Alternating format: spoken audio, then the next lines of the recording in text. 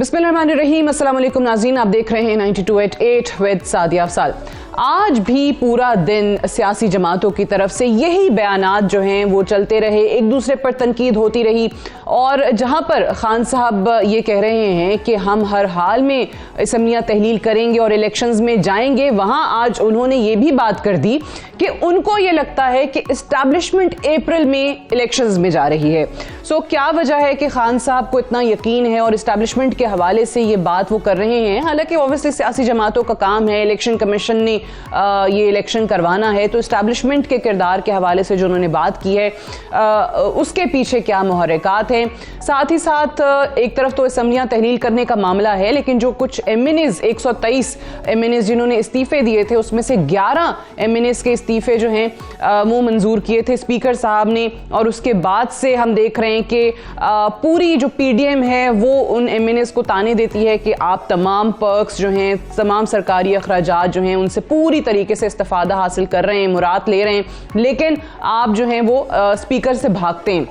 दूसरी तरफ यही इल्ज़ाम जो है वो स्पीकर पर पाकिस्तान तहरीक इंसाफ लगा रही है कि जी हम तो आना चाहते हैं, लेकिन स्पीकर साहब उस दिन छुट्टी पर चले जाते हैं जब उनको पता चलता है कि पीटीआई के एमएनएज़ आ रहे हैं। तो आज ही इन्होंने फाइनल किया है कि हम बुध के रोज़ स्पीकर के सामने जाएंगे। तमाम एमएनएज़ इज्तिमाई इस्तीफे दे चुके हैं और हम उनको कहेंगे कि उन इस्तीफों को मंजूर किया जाए। ऑब्वियसली ये अब स्पीकर की सवाबदीद है, स्पीकर के पास बहुत ज़्यादा पावर्स हैं, बहुत ज़्यादा इख्तियारात हैं, और उसमें से एक ये कि वो फ़र्दन हर शख्स से इस्तीफे की तस्दीक कर सकता है। दूसरी तरफ अगर हम बात करें जो पंजाब की सूरत हाल है, आपको याद होगा पिछले दिनों जो पंजाब की काबीना के अहम वजीर हसनैन बहादुर दरेशक उन्होंने इस्तीफा दिया था, चीफ मिनिस्टर परवेज़ इलाही से उनकी तल्ख कलामी हुई थी। आज परवेज़ इलाही साहब ने उनका इस्तीफा जो है वो नामंजूर किया है और कहा है कि वो बड़े काबिल वजीर हैं और उनकी काबीना के एक बहुत अहम हिस्सा हैं, और उनके लिए हसनैन दरेशक जो हैं वो बिल्कुल चौधरी मूनस इलाही की तरह हैं। तो ये जो मामला है, क्या ये उस जानिब इशारा करता है जहाँ पर पाकिस्तान तहरीक इंसाफ और उनकी इत्तेहादी जमात काफलीग के हवाले से पीडीएम की जमातों का ये दावा है कि उनके पास नंबर्स पूरे नहीं हैं और इसी वजह से परवेज़ इलाही साहब ने एतमाद का वोट नहीं लिया? गो कि आज खान साहब ने फिर से ये बात की है कि 11 जनवरी से पहले वजीर आला एतमाद का वोट भी ले लेंगे और असम्बलियां भी तहलील हो जाएंगी। 11 जनवरी भी दूर नहीं है, वो भी पता चल जाएगा। गो कि बहुत सारे लोगों का इस चीज़ पर तज्जिया यही है कि अगर ऐसा होना होता तो उसी दिन हो जाता जब दोनों वज़ीर आला इमरान खान के साथ बैठकर प्रेस कॉन्फ्रेंस कर रहे थे। इन्हीं तमाम चीज़ों के हवाले से बात करेंगे। ओवरऑल जो अनसर्टेनिटी है पाकिस्तान की सियासत में वो जाने का नाम ही नहीं ले रही। मईशत जो है वो दिन ब दिन बुरे हालात उसके भी हमारे सामने आते जा रहे हैं, लेकिन इस वक्त ऐसे लगता है कि जो पॉलिटिशियंस हैं, हमारे जो सियासी जमातें हैं, उनकी जो प्रायोरिटीज़ हैं वो काफ़ी मुख्तलिफ हैं। हमारे साथ मौजूद हैं सेनेटर ओन अब्बास बपी साहब, सीनियर रहनुमा हैं पाकिस्तान तहरीक इंसाफ के। हमारे साथ शर्मिला फारूकी साहब मौजूद हैं, पाकिस्तान पीपल्स पार्टी की सीनियर रहनुमा हैं, मेंबर सिंध असम्बली हैं। और सेनेटर कामिल अली आगा साहब हमारे साथ मौजूद हैं, सीनियर रहनुमा पाकिस्तान मुस्लिम लीग के। आप तीनों को प्रोग्राम में खुशामदीद कहते हैं, बेहद शुक्रिया। पहले तो ओन अब्बास साहब मुझे एक सवाल का जवाब दीजिएगा। आप ठीक है, इलेक्शंस का मुतालबा है पाकिस्तान तहरीक इंसाफ का, स्नैप इलेक्शंस आप चाहते हैं, पीडीएम कहती है कि नहीं वो अपने मुकर्ररा वक्त पर ही होंगे और उसका टाइम वो अक्टूबर का देते हैं 2023 का। लेकिन ये ऑब्वियसली सियासी जमातें कहीं पर बैठेंगी, कोई लाहे अमल होगा, इलेक्शंस कैसे करवाने हैं, फ्री एंड ट्रांसपेरेंट इलेक्शन सियासी जमातों की नज़र में कैसे हैं, नताइज सबको काबिल कबूल होंगे? ये पॉलिटिशियंस का काम है, सियासी जमातों का काम है, और इलेक्शंस को मुनक्किद करने वाला इदारा इलेक्शन कमीशन है। खान साहब क्यों कह रहे हैं कि उनको लगता है कि एस्टैब्लिशमेंट जा रही है इलेक्शंस के लिए अप्रैल में? बिस्मिल्लाहिर्रहमानिर्रहीम। इससे पहले कि मैं आपका सवाल का जवाब दूं, मैं थोड़ी सी एक मुज़म्मती स्टेटमेंट दे दूं सेनेटर आज़म सवाती के हवाले से, क्योंकि कल सुबह उन्होंने अदालत में पेश होना है और जिस 70 साल एक पाकिस्तान के एक सेनेटर को जिस तरीके से भोंडे तरीके से पाकिस्तान की मुख्तलिफ थानों और अदालतों में जलील किया गया, मुख्तलिफ सूबों में, कल सुबह इस्लामाबाद हाई कोर्ट में पेश हो रहा है।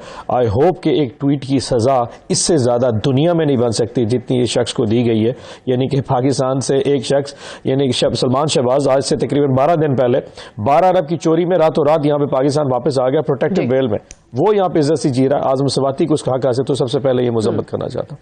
दूसरा देखिए, ये जो एस्टैब्लिशमेंट के रोल के वाले से, अच्छा, आपने एक जिक्र कर ही दिया है आजम सवाती साहब का, तो अब्बास साहब जरा ये भी बता दीजिए कि कल उन्होंने अदालत में ये क्यों कहा कि उन्होंने वो ट्वीट किया ही नहीं है, हालांकि अभी भी वो उनके ट्विटर टाइमलाइन पर मौजूद है। दे देता हूं, वो मैंने बस एक बात, ये ऐसी चीजें बता देते लोग ना, बाज़ औक़ात किसी शख्स को ना बहुत डिमोनाइज कर देते हैं।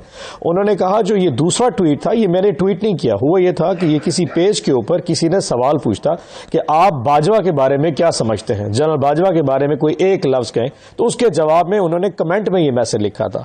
तो ये ट्वीट नहीं था, ये कहीं पे कमेंट किया था किसी पेज के ऊपर जहां पे ओपिनियन पोल हो रहा था।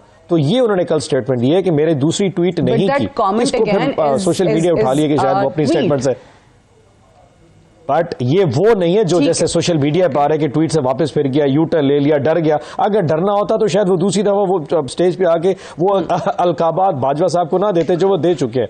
सो उस शख्स की बात अपनी जगह पे कहते हैं। दूसरी बात देखिए, हम 100 चीजें आपस में डिस्कस करते हैं, इस चीज से अब छुपना मुश्किल है कि पाकिस्तान में इदारों का और सियासतदानों का किसी न किसी जगह पे पेज पे होना बहुत इंपॉर्टेंट है, और इदारों का रोल सियासत में रहा है, जिस भी हवाले से कह रहे हैं पिछले 70 साल में रहा है। अब जो पाकिस्तान में हालात हो चुके हैं, अगर नॉर्मल जमहूरियत की रूह से बात की जाए तो जो लोग अक्टूबर का रोना रो रहे हैं, तो अक्टूबर तक शायद पाकिस्तान की इकॉनमी सस्टेन नहीं करेगी।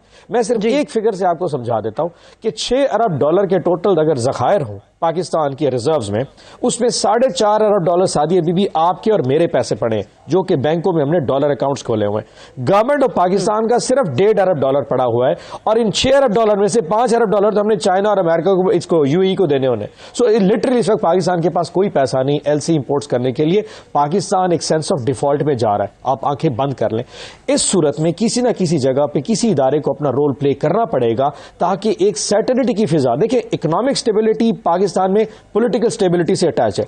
अगर इस वक्त यहां पे पॉलिटिकल स्टेबिलिटी नहीं आती तो ये आपकी मईशत नहीं संभल पाएगी। सो इसके लिए कहीं ना कहीं इदारों को रोल प्ले करना पड़े, और ये पाकिस्तान के इदारे, और ये रोल पहले भी प्ले करते रहे, ऐसी कोई बड़ी बात नहीं। और आज 6 महीने पहले इलेक्शन से अगर पाकिस्तान बच सकता है, आपकी जो बात है और अब्बास साहब, पाकिस्तान के इदारे और खास तौर से एस्टैब्लिशमेंट की जब हम बात करते हैं तो माजी में उनका किरदार रहा है, वो खुद मानते हैं। अब वो आके कहते हैं कि जी हम नहीं आना चाहते सियासत में, हम एपॉलिटिकल हैं, हम वाकई में न्यूट्रल रहना चाहते हैं।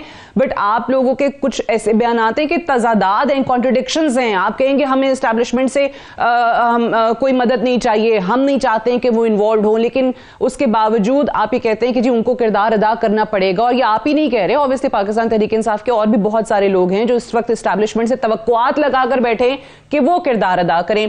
मैं कामिल अली आगा साहब, आप मुझे ये जरा समझाने की कोशिश करें कि ऑब्वियसली खान साहब जब भी बात करते हैं कि एस्टैब्लिशमेंट जो है वो अप्रैल में इलेक्शंस की तरफ जा रहे हैं, और दूसरी तरफ वो ये भी कहते हैं कि मेरा कहीं पर कोई राब्ता नहीं है। सो आपको वाकई लगता है कि एस्टैब्लिशमेंट इस हवाले से इलेक्शंस को अप्रैल में कराने के हवाले से अपना किरदार अदा कर रही है?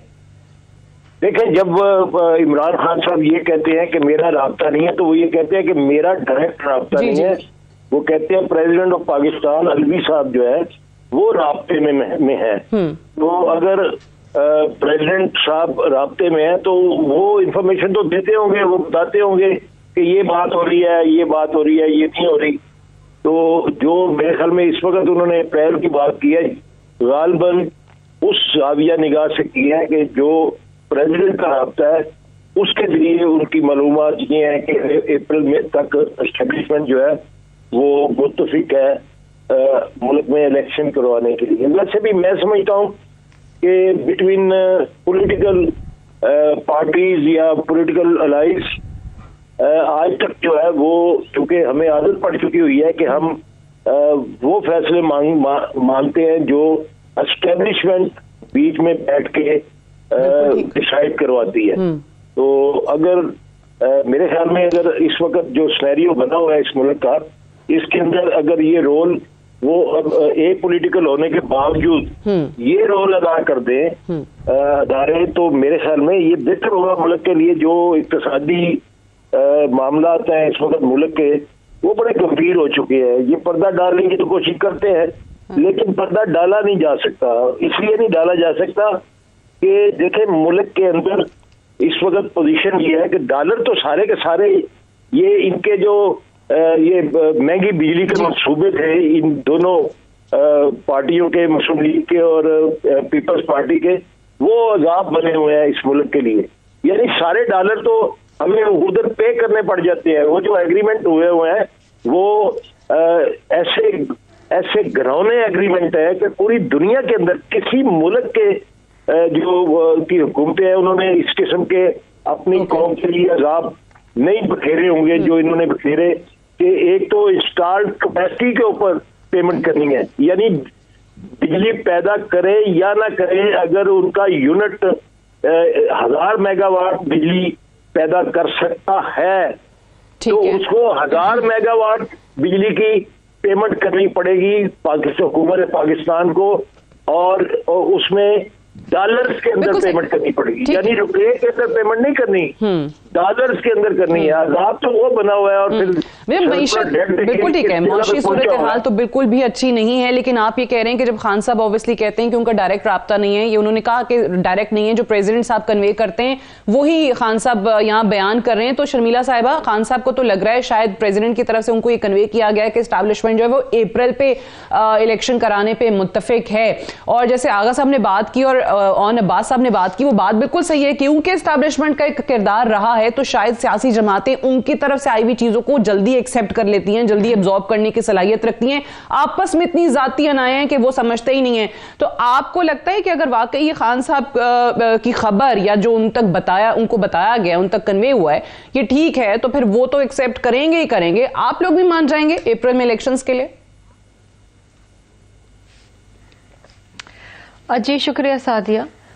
देखिए, ये तमाम चीज़ें बड़ी, मैं कहती हूँ इसे कयास सराइयाँ हैं। और जहाँ तक कोई बात अगर खान साहब से मंसूब होती है तो उसके ऊपर वैसे इतना ज़्यादा कान नहीं धरना चाहिए, क्योंकि खान साहब बहुत जल्दी यू टर्न ले लेते हैं। जहाँ तक इलेक्शंस का ताल्लुक है तो मैं समझती हूँ कि इलेक्शंस अपने मुकर्ररा वक्त पे होंगे। इन असेंबलियों की मुद्दत को मुकम्मल होने में कुछ ज़्यादा वक्त नहीं है, अगस्त के अंदर मुकम्मल हो रही हैं। और एज पर कॉन्स्टिट्यूशन जब असम्बलियाँ मुद्दत पूरी करती हैं, एक इंटरम गवर्नमेंट आती है, विद इन 60 डेज आपको इलेक्शंस करवाने हैं। सो ज़ाहिरी बात है इलेक्शन कमीशन जो है वो फिर वो तारीख देगा। लेकिन अब ये इस वक्त ये कयास सराइयाँ करना कि जी यहाँ से कोई खबर मिली है या यहाँ से पैगाम पहुँचाया गया, जहाँ तक इस्टेब्लिशमेंट का ताल्लुक है, देखिए ये एक पाकिस्तान की चेकर्ड हिस्ट्री रही है कि मुख्तलिफ औकात के अंदर उनकी इन्वॉल्वमेंट रही है और उसकी वजह से मुल्क को नुकसान ही पहुंचा है। मैं तो जनरल साहब की उस बात पे जो उनका एक फेयरवेल स्पीच थी उस पर मैं ज़्यादा फोकस करूंगी, because it came from the horses mouth. उन्होंने कहा कि जी हमने पिछले फरवरी को ये फैसला किया कि अब हम मुल्क की सियासत में इन्वॉल्व नहीं होंगे, जो कि खुश शाइन बात है। चले इतनी दहाइयों बाद ये फैसला तो हुआ, तो मेरा ख्याल है कि अब देखिए फौज का अपना एक बहुत अहम किरदार है। दे आर अल्टीमेट डिफेंडर्स, उनकी लाजवाल कुर्बानियां हैं और हम अपने फौजी जवानों पे बड़ा फख्र करते हैं। जो उनका किरदार है वो बखूबी अदा कर रहे हैं। उसके अलावा आइन में जो इनका किरदार दर्ज है उसमें सियासत में मुदाखलत कहीं नहीं है। और मैं समझती हूँ कि नए आर्मी चीफ आए हैं, उनको वक्त और मौका देना चाहिए कि वो जो एक इमरान खान साहब ने एक साख मुतासिर करने की कोशिश की फौज की, वो उसको दोबारा से उसका एक इमेज जो है उसको जो उसका एक वाकतन और हकीकतन जो एक अच्छा इमेज होना चाहिए फौज का कि जी फौज हमारी अल्टीमेट डिफेंडर्स है और उनका काम हमारी सरहदों वो आपकी बात ठीक है कि ऑब्वियसली बहुत सारी चीजें जो है हाइपोथेटिकली हम बात कर रहे हैं कि खान साहब ने क्योंकि कह दिया है कि उनको लग रहा है एस्टैब्लिशमेंट जा रही है, बट आपको लगता है कि वो खान साहब अभी अगले हफ्ते कुछ और कहेंगे, वाकई कहीं पर वो क्या कहते हैं उसको कि तस्फिया करा देते हैं पॉलिटिकल पार्टीज का बिठा के और एस्टैब्लिशमेंट डिसाइड करवा देती है चीज, जिससे एक केओस से एक पॉलिटिकल अनसर्टेनिटी से सो आपको लगता है कि वो चीज होनी चाहिए? सादिया एक शख्स की ख्वाहिशात के ऊपर तो मुल्क नहीं चल सकता ना।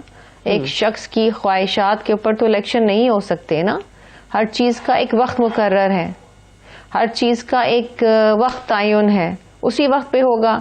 अब मैं कह दूं कि जी बस क्योंकि मेरी हुकूमत नहीं है और मैंने हुकूमत में वापस आना है तो इलेक्शन करवा दूं, इस तरह तो नहीं होता। सही है, आप कह रही हैं कि उनकी ख्वाहिश है और उनके कहने पर नहीं होगा। मैं अयाज सादिक साहब ने आज एक बात की है, क्योंकि जनरल बाजवा के हवाले खान साहब काफ़ी बात करते रहे हैं, उन पे काफ़ी उन्होंने इल्ज़ामात लगाए हैं। अयाज सादिक साहब ने भी कुछ बाजवा साहब से सवालात उठाए, सुनाइएगा। नाम लेके कह रहा हूं, जनरल बाजवा को चाहिए कि आके बताएं कि उन्होंने 2018 में क्या रोल प्ले किया था। अगर 2018 में नहीं किया था वो भी बता दें। क्या इमरान खान को लेके आए? अगर लेके आए तो फिर पाकिस्तान से ज्यादती की, उसका नतीजा पाकिस्तानी सारे अवाम भुगत रहे। 2018 की स्टोरी सुनाना चाहता हूं। कई दफा दिल फटता है कि सियासत छोड़ दूं कह के और मुल्क छोड़ जाऊं कुछ देर के लिए, चूंकि मुझे छोड़ेंगे नहीं। मेरे दिल में इतनी चीजें दफन है कि इस पाकिस्तान के साथ क्या किया गया। बाजवा साहब पे पहले ऑब्वियसली पीडीएम की जो जमातें हैं उनकी तरफ से इल्जाम लगता रहा कि वो खान साहब को लेकर आए हैं, तैयार किया है, और अब बाजवा साहब की तरफ तमाम तनकीद जो है वो खान साहब की तरफ से होती है। कुछ चेंज आया है ऑन अब्बास साहब, परवेज इलाही साहब के इस बयान के बाद कि उन पे बात ना करें, वो मोहसिन हैं, एहसान फरामोशी नहीं करनी चाहिए, क्योंकि कल के इंटरव्यू में खान साहब ने जनरल बाजवा का नाम डायरेक्टली तो नहीं लिया, बट वो ये जरूर कहते रहे कि मैंने उनको कहा, सरबराह थे, उनसे ये बात की। तो आपको लग रहा है कि थोड़ा सा वो हाथ हौला रख रहे हैं अब बाजवा साहब पे परवेज इलाही साहब के बयान के बाद? नहीं, आई डोंट थिंक सो कि उससे कोई परवेज इलाही साहब के बयान का कोई ताल्लुक है। अगर परवेज इलाही साहब के बार बार में हम टॉक शोज में कह भी चुके हैं, अगर परवेज इलाही साहब के ऊपर उनके कोई एहसानात हैं तो उसका बोझ पाकिस्तान तहरीक इंसाफ उठाने को तैयार नहीं है। ये एहसानात सिर्फ पाकिस्तान मुस्लिम लीग काफ के ऊपर हो सकते हैं या परवेज साहब की जात के ऊपर हो सकते हैं। हमारा उससे कोई ताल्लुक नहीं। हमारा पाकिस्तान तहरीक इंसाफ पे कोई एहसानात नहीं है जनरल बाजवा के? जी नहीं जी, नॉट एट ऑल। अगर उनका है तो वो बोझ काफली उठाएगी, हम उसका बोझ बिल्कुल नहीं उठा सकते। That's very clear on this one. लेकिन आप ये देखें, जो आज बहुत अचंभे वाली बात है वो अयाज सादिक की स्टेटमेंट है। अगर ये 2018 के बाजवा साहब के रवैये के हवाले से या उनके एक्शंस के हवाले से इतने स्केप्टिकल है, तो फिर ये फरवरी में जो शख्स डिग्गी में छुप के जाता रहा है, गाड़ी की डिग्गी में छुप के किसी को मिलने गया था, वो उसका नाम शहबाज शरीफ ही तो है, वो इन्हीं का लीडर है, वो हमारा लीडर तो नहीं है। तो अगर उस वक्त वो पसंद नहीं था तो फिर मार्च में भी उसको नापसंदगी का इजहार कर लेते, डिग्गी में ना जाने देते, गाड़ी की फ्रंट सीट के ऊपर बेल्ट बना के भेज देते। सो इतने अचंभे का इजहार मत कीजिए। मार्च से लेके उसके बाद जो वाकयात रहे हैं, जिस किस्म का रोल उस शख्स का रहा है पाकिस्तान मुस्लिम नून के हवाले से, उस पर अयाज सादिक को इतनी परेशानी नहीं होनी चाहिए जितना परेशानी का इजहार कर रहा है। और अगर इतने परेशान है तो अभी जो उनके सलमान शहबाज भी वापस आया है, हमजा मुल्क से बाहर गया, मरियम मुल्क से बाहर गई हैं, ये सारी नवाज़शात किसी एक शख्स की वजह से इस तरह, मेरे ख्याल में अगर किसी के ऊपर एहसानात है परवेज इलाही के बाद, तो वो तो पाकिस्तान मुस्लिम नून के ऊपर हो सकते हैं, and they should be very happy. ये मेरे ख्याल में एक किस्म का एस्टैब्लिशमेंट के ऊपर एक प्रेशर डालने की कोशिश की जा रही है पाकिस्तान मुस्लिम नून की तरफ से, जैसे साद रफीक साहब की स्टेटमेंट आई है या अयाज सादिक साहब की स्टेटमेंट आई है। ये अल्टीमेटली उन पर प्रेशर डाल रहे हैं कि जी हम बाजवा को भी जरा अबैंडन कर रहे हैं, और अगर तुम लोगों ने कुछ ऐसे वैसा हरकत किया, इलेक्शन की बात की, तो हम तुम्हारे साथ। ये पुराना तरीका है। आप गुजरांवाला की स्पीच उठा के देख, मरियम नवाज शरीफ की, आज से 1.5-2 साल में नवाज शरीफ क्या बोल रहे थे और मरियम नवाज शरीफ क्या बोल रही थी, अचानक एग्जैक्टली वही एटीट्यूड। आप एक और एक्शन अभी किसी जगह पे सिर्फ फ्रॉम द हॉर्सेस माउथ ही सुन लें कि एस्टैब्लिशमेंट ने कोई ऐसी फेवर किसी जगह पे तहरीक इंसाफ को की है, आप इनकी वो तोपों के रुख अचानक देखिएगा, डायरेक्टली पिंडी की तरफ हो जाएंगे और किसी का कक नहीं छोड़ेंगे। ये ultimately this is the way they do are. जब इनको काम पड़ता है पांव में गिर जाते हैं, और जब काम न लगे उसे गले पड़ जाते होते हैं। सो इनको इतना सीरियस मेरे ख्याल मत लीजिए। They should be very thankful to him कि जो मामला पिछले 8-10 में पाकिस्तान में हुए। हाँ, अलबत्ता पाकिस्तानी कौम को जो कीमत अदा करनी पड़ी वो एक अलग चैप्टर है। मुस्लिम लीग नून जो नवाज़शात है वो एक अलग चैप्टर है जिस पे। ठीक है, बट अनफॉर्चुनेटली पाकिस्तान की सियासत का, सियासी जमातों का ये खासा तो रहा है कि अगर इदारे उनके साथ खड़े हैं, फॉर एग्जाम्पल अगर उनके मर्जी के फैसले आ जाते हैं सुप्रीम कोर्ट से, अदालतों से, तो वो कहते हैं कि बिल्कुल इंसाफ पे काम कर रही हैं अदालतें, कानून के ऐन मुताबिक फैसले हुए हैं, खिलाफ आते हैं तो कहा जाता है कि नहीं ये तो इंतकामी कार्रवाई है, सियासी फैसले जो हैं वो नजर आ रहे हैं। और यही हाल इस्टेब्लिशमेंट के हवाले से भी है। उनकी सपोर्ट अगर किसी जमात को लगता है कि हमारे साथ है तो बड़े अच्छे हो जाते हैं, और जरा लगता है कि हाथ खींच लिया गया तो फिर वो बुरे हो जाते हैं। ये हमने बहुत ऐसे बयानात देखे हैं। कामिल अली आगा साहब, उस दिन तो परवेज इलाही साहब ने बाकायदा एक लिस्ट बताई कि इनकी हुकूमत वो चलाते रहे, बैरूनी सरमायाकारी वो लाते रहे, बाहर के विजिट्स वो करते रहे और न जाने कहां कहां उनको मदद की। और खान साहब भी कहते थे कि हम एक पेज पर हैं और जनरल बाजवा ने बड़ा अच्छा किरदार अदा किया, जमहूरी हुकूमत के साथ वो खड़े में। लेकिन अभी ऑन अब्बास साहब तो कह रहे हैं कि आप पे कोई एहसान होंगे तो होंगे, हम उसका बोझ नहीं उठाएंगे। तो आपको लगता है वाकई पाकिस्तान तहरीक इंसाफ पे कोई एहसान नहीं जनरल बाजवा का, जो अभी खान साहब ने आज फिर से इल्जामात लगाए? देखें, ये बात मेरे ख्याल में काफी डिबेट हो चुकी है इसके ऊपर, और हकायक जो है वो कभी छूट नहीं सकते। हकायक हर किसी, अब लोगों को शौर भी इतना ज्यादा है कि मैं चाहे कोई भी स्टेटमेंट दे दूं, लेकिन लोग अपने तजर्बे और मुशाहदे की बुनियाद पर फैसले करते हैं। मैं समझता हूं कि हर दौर के अंदर ये बात दुरुस्त है कि जनरल बाजवा ने फरवरी में ये कह दिया था कि हम अब एक पॉलिटिकल रहेंगे और हम सियासत में मुदाखलत नहीं करेंगे। तो इसका ये अगर आप ये अल्फाज पर गौर फरमाए तो वो खुद एडमिट कर रहे हैं कि हमारी मुदाखलत थी और हम मुदाखलत करते रहे। उन्होंने अपनी आखिरी तकरीर में भी ये कहा कि मैंने ये किया, वो किया, हम सरमायाकारी में भी मदद करते रहे जी। और वो सारी स्टेटमेंट सामने आ चुकी हुई है और दोस्तों से पैसे भी लाकर हुकूमत को दिए, हमने फैसिलिटेट किया। ये सारी चीजें उन्होंने अपनी स्टेटमेंट के अंदर खुद बयान कर दी हुई है। इसलिए मेरे ख्याल में ये कंट्रोवर्शियल तो नहीं है ये बातें। तो हम तो बिल्कुल यकीनी तौर पे जो हमारे ऊपर जो बोझ होगा उसको अपनी दयानतदारी के साथ उसके बदले में अदा जरूर करेंगे। और हमारी जमात के मुतल्लिक़ तो कभी किसी को शुबा नहीं रहा कि हम अफवाज पाकिस्तान और एस्टेब्लिशमेंट की हमायती और उनकी क्या नाम है हौसला अफजाई करने वाली जमात है और हमारा तल्लुक भी है। हम कभी इनकार नहीं करते, हमारे रवाबत भी रहते हैं और रहने भी चाहिए। हम समझते हैं कि पाकिस्तान की सियासत जो है वो इस बात की मुकम्मल नहीं हो सकती कि हम अदारों के साथ जो है वो कोई टकराव वाली पॉलिसी जो है रखें।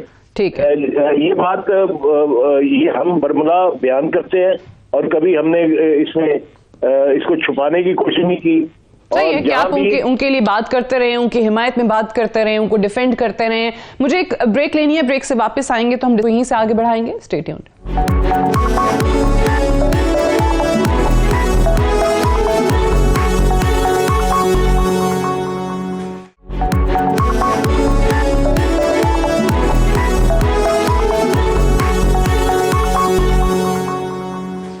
वेलकम बैक प्रोग्राम में एक बार फिर से खुशामदीद। पाकिस्तान तहरीक इंसाफ ने आज ये ऐलान किया है कि बुध को स्पीकर कौमी असम्बली राजा परवेज अशरफ साहब के साथ सामने हाजिर होंगे और उनको कहेंगे कि हम सबके अभी इज्तिमाई इस्तीफे जो हैं वो कबूल करें।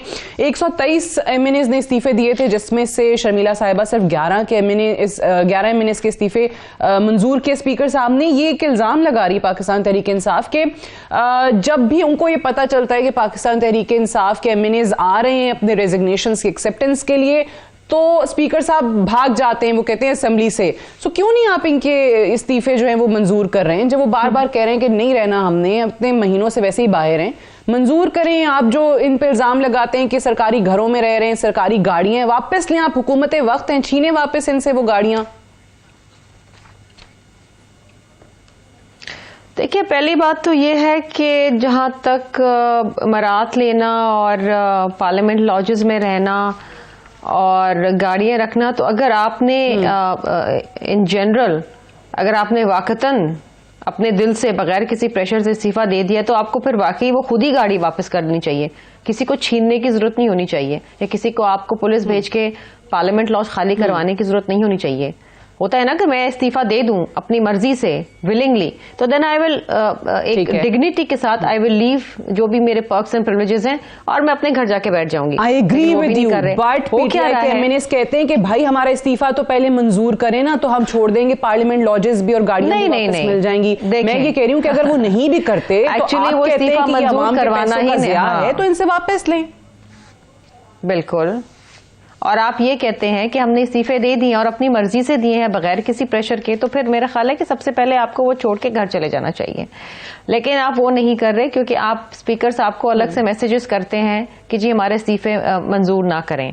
अच्छी बात है अगर उन्होंने ये फैसला किया है कि वो जा रहे हैं और वेरीफाई करवाएंगे अपने इस्तीफे और पीटीआई के एमएनए आप कह रही हैं कि स्पीकर नेशनल असेंबली को मैसेजेस करते हैं कि हमारे इस्तीफे मंजूर ना करें।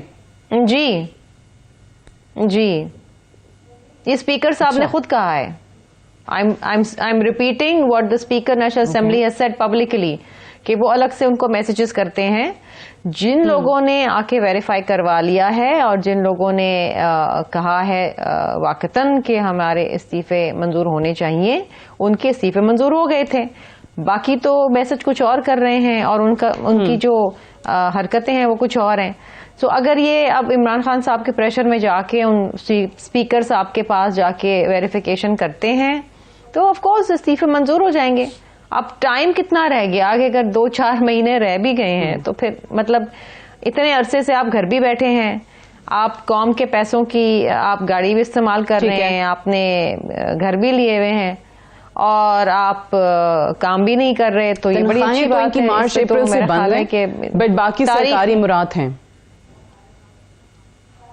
जो देखे ना, तनख्वाहें तो बंद होंगी बिकॉज वो नेशनल असेंबली के हाथ में, लेकिन किसी एमएनए से जाके गाड़ी छीनना या उसको उसका सामान समेत उसको पार्लियामेंट लॉज से निकालना, ये बड़ा गैर मुनासिब है।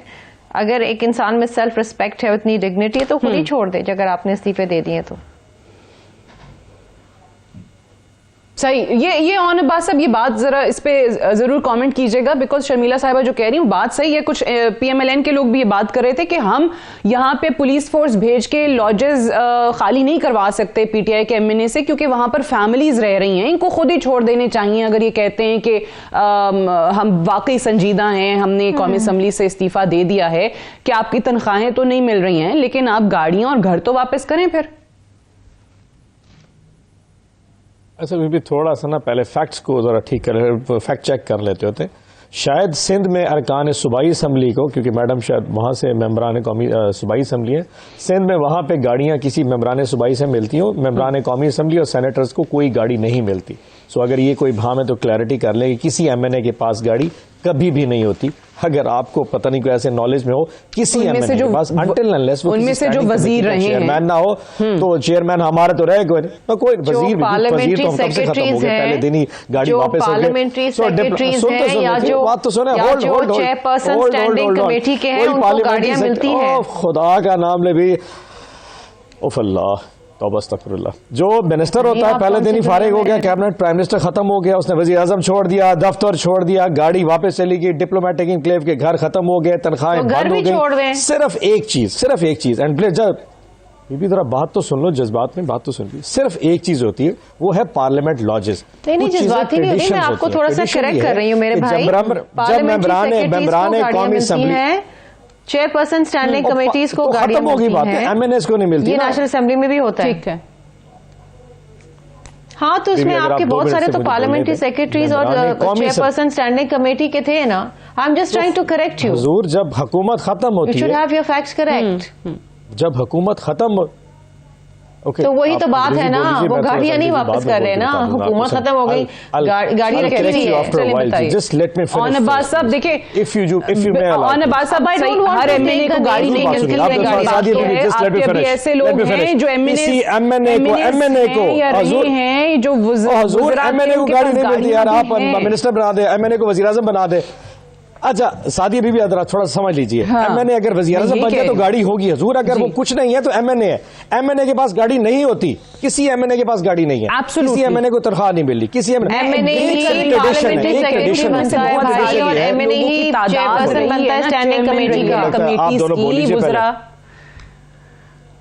और स्टैंडिंग कमेटी खत्म हो चुकी है, स्टैंडिंग कमेटी खत्म हो चुकी है। यहाँ पर नाम नहीं लेना चाहती, मैं बताना नहीं चाहती कि किन-किन के पास खत्म हो चुकी है।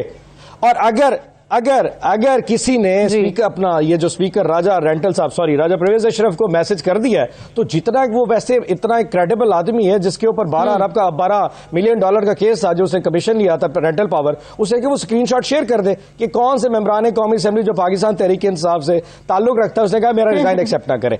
दूसरी चीज, एक चीज याद रखिएगा, बुध वाले दिन हम सारे जा रहे हैं। मैं आज आपको लिख के देता हूं, जिस तरीके से इन्होंने यूटर्न लिया था ना कि आप सूबाई असेंबली से इस्तीफा दें पंजाब से और केपी से और हम इलेक्शन करा देंगे, और इस वक्त पूरी पीडीएम एडी चोटी का जोर लगा लिया दोनों सूबाई से।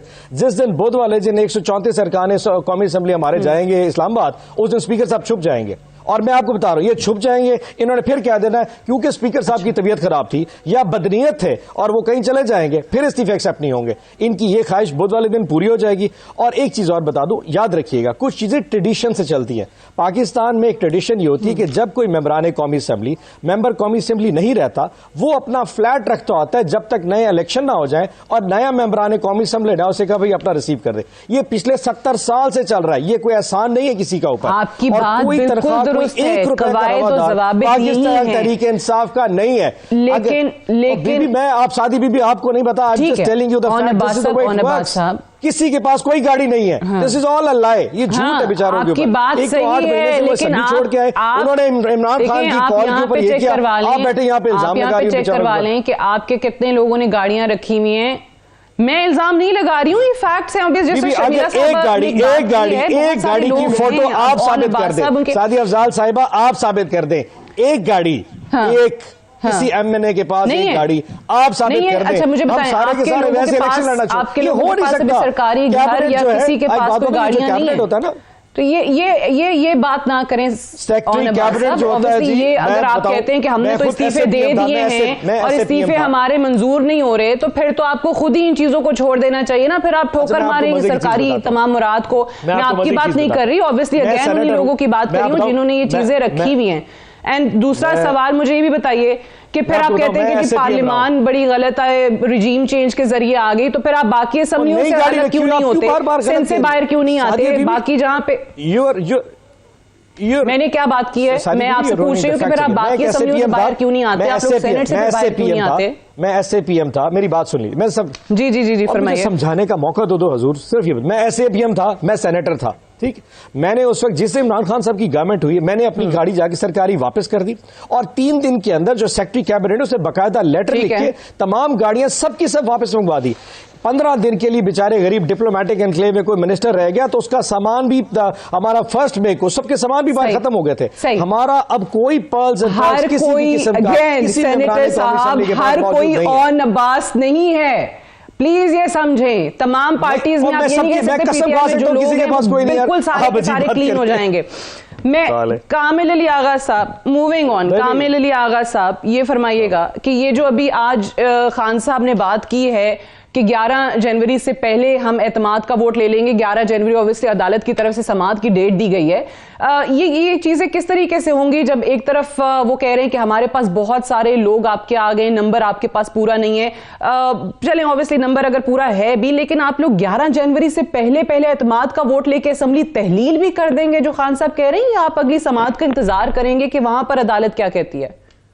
सादिया एक बात मैं जो आपकी पहले सवाल पूछे मेरे साथियों के साथ था, मैं उसमें आपको एक बात बताऊं, आप हैरान रह जाएंगी कितना बड़ा इंतखाब है कि तमाम एमएनएस जिन्होंने रेजिग्नेशन पेश किए उनकी तनख्वाहें बंद कर दी गई हैं। जी यानी जब तनख्वाहें बंद कर दी गई हैं तो इसका मतलब यह है कि कानून के मुताबिक उनके इस्तीफे मंजूर हो चुके हैं।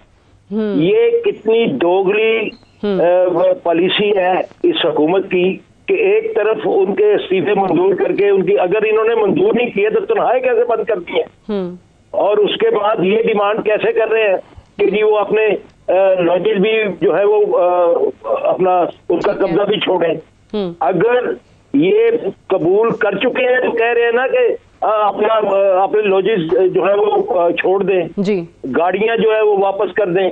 मेरे इल्म के मुताबिक पता नहीं, मेरे इल्म में ऐसा कोई शख्स नहीं है, मैंने कोई नहीं देखा एमएनए जिसके पास गाड़ी हो फिर मेरे इर्द गिर्द जितने, मैं भी लॉजिक में रहता हूँ, मेरे इर्द गिर्द जितने लॉजिक हैं जो पीटीआई के एमएनए रहे हैं उन्होंने खाली कर दिए हुए हैं।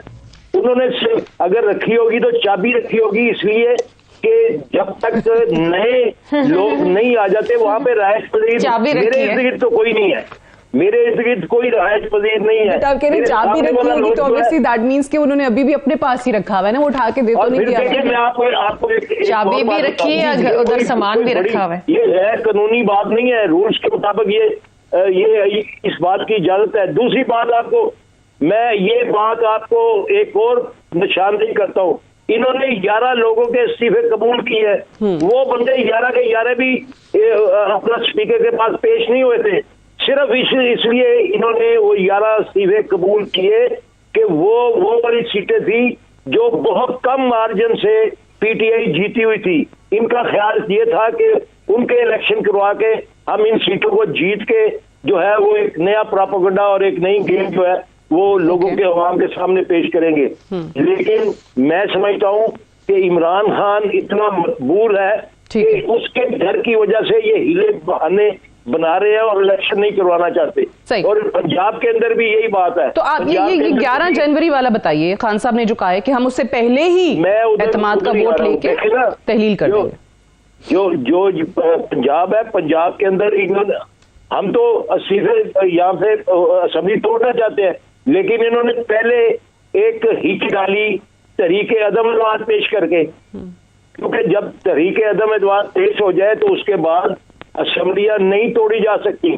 फिर इन्होंने जब उसमें देखा कि तादाद इनकी ज्यादा है और ये अदम अदवात में कामयाब हो जाएंगे और हमारी तहरीक जो है वो फेल हो जाएगी, तो इन्होंने एक और ड्रामा रचाया, गवर्नर के जरिए एक एतमाद का वोट लेने के लिए कह दिया, जो कि आपने प्रोसेस सारा देखा कि वो बिल्कुल गैर कानूनी तौर पे इन्होंने ख्वाहिश की।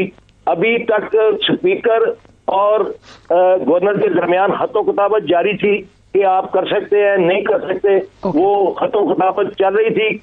उसी दौरान जबकि चीफ मिनिस्टर उसके अंदर उनका हिस्सा ही नहीं था, अगर अदम एतमाद के ऊपर इजलास बुलाया जाता तो वो पार्टी बनते, और अगर पार्टी बनने के बाद वो अदम एतमाद का वोट ना लेते तो उनके खिलाफ कार्रवाई बन सकती थी कि आपने हेजिटेट किया है एतमाद का वोट लेने से, इसलिए आपके खिलाफ ये नोटिफिकेशन। ऑब्वियसली अभी ये देखना बाकी है कि जो इमरान खान साहब का क्लेम है कि 11 जनवरी जो कि लाहौर हाई कोर्ट में इस केस की अगली समाअत का दिन है, उससे पहले ही वो कहते हैं कि परवेज इलाही साहब एतमाद का वोट भी ले लेंगे और असेंबली भी तहलील कर देंगे। एक ब्रेक मुझे लेनी है, ब्रेक से वापस आएंगे तो हम डिस्कशन को आगे बढ़ाएंगे। Stay tuned.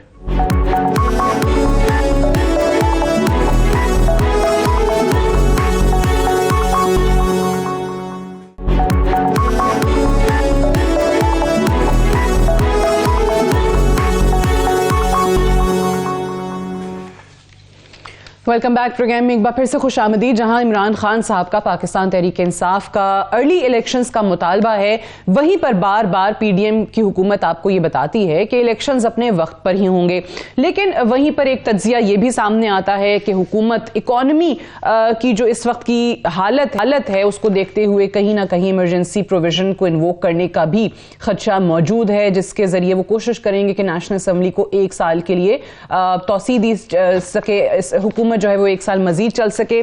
साथ ही साथ इलेक्शन कमीशन ऑफ पाकिस्तान पर जो इल्जामात हैं इमरान खान साहब के पाकिस्तान तहरीक इंसाफ के, वो भी अपनी जगह पर मौजूद हैं, क्योंकि उसमें भी ये बात की जा रही है कि इलेक्शन से पहले नया सेंसस होगा, मर्दमशुमारी होगी, उसके तहत इलेक्शंस होगा और उसके बाद इलेक्शन कमीशन हल्का बंदियों के वो वक्त लेगा।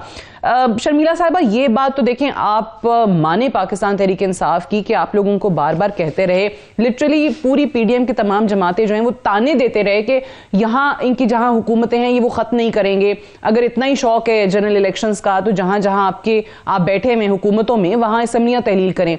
अब जब वो वाकई असम्बलियां तहलील करने की तरफ आए उन 2 सूबों में जो इनको वो कहते हैं कि जी 66% मुल्क में इंतखाबात होने जा रहे होंगे, तो अब आप लोग जो है वो सर तोड़ कोशिश कर रहे हैं कि असम्बलियां तहलील ना हो।